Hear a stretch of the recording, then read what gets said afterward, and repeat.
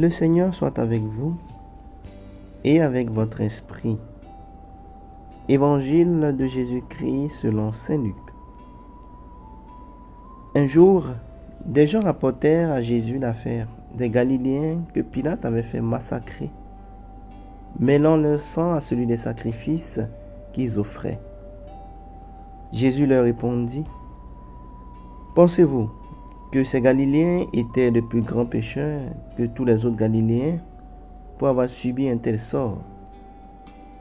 Eh bien, je vous dis, pas du tout. Mais si vous ne vous convertissez pas, vous périrez tous de même.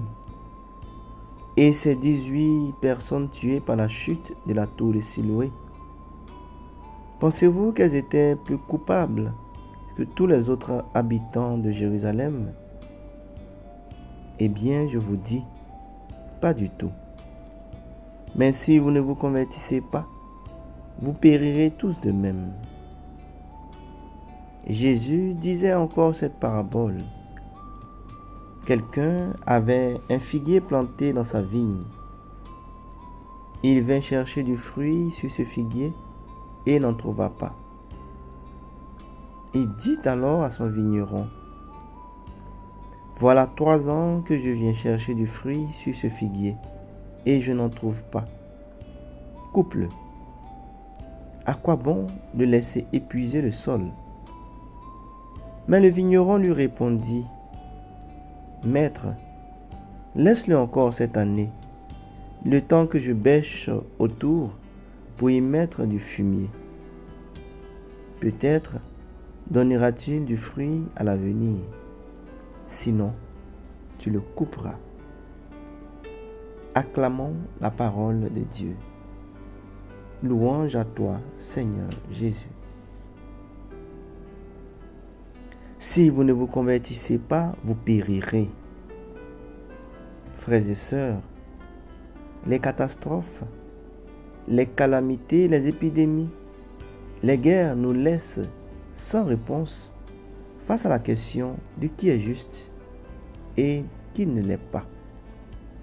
Mais sachons-le, le jugement de Dieu n'est pas compréhensif à l'homme, ou du moins dans une certaine mesure.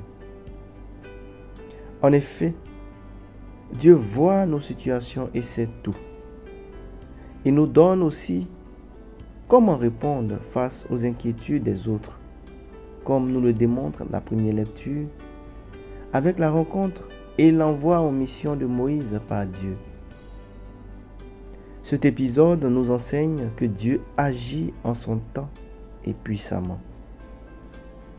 Paul, écrivant aux Corinthiens, ne se met pas en marge quant à l'action réelle de Dieu dans nos vies.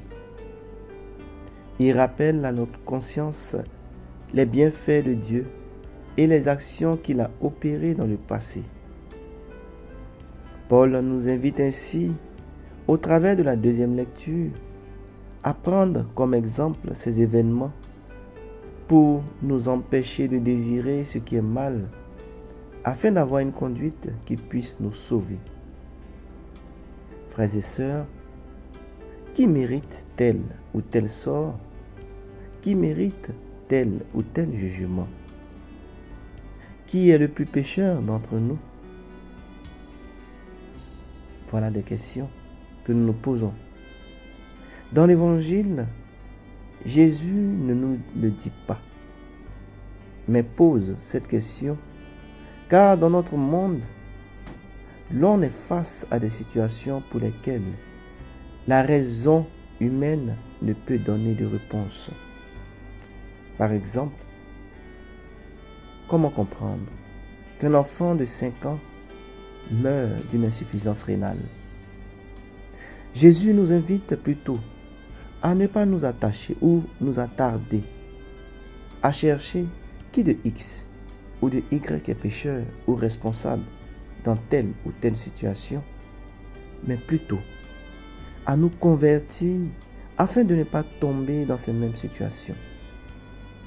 Il nous fait éveilleurs de conscience et éclaireurs dans un monde qui va à sa perte. Si vous ne vous convertissez pas, vous périrez. Oui, frères et sœurs, la conversion qui nous est proposée ici et pour notre temps de carême, c'est la constance dans notre projet de nous détourner du péché. Le Seigneur, comme le propriétaire de la vigne, viendra au moment prévu, évaluer, récolter en nous les fruits de notre baptême, les fruits de notre engagement chrétien. Oui, frères et sœurs, serons-nous prêts? Produirons-nous des fruits agréables à Dieu? Ce ne sera pas toujours le cas. Mais nous avons un défenseur. Nous avons une personne. Nous avons Marie, comme le vigneron qui est toujours là pour intercéder pour nous permettre d'avoir un peu plus de temps pour nous ressaisir, pour nous convertir. Oui, frères et sœurs, regardons notre marche à la suite du Christ et surtout notre parcours à mi-chemin durant ce temps de carême et demandons à Jésus, demandons-nous du plus profond de notre cœur, Seigneur, suis-je digne de toi? Où serais-je si tu me rappelles à toi aujourd'hui même? Que ces deux questions soient pour nous des questions bilan, des questions qui nous ramènent à l'essentiel de notre vie. Que par l'intercession de Marie, Notre-Dame de toute grâce, nous ayons une vision claire de ce que nous devons faire et la force de l'accomplir. Amen.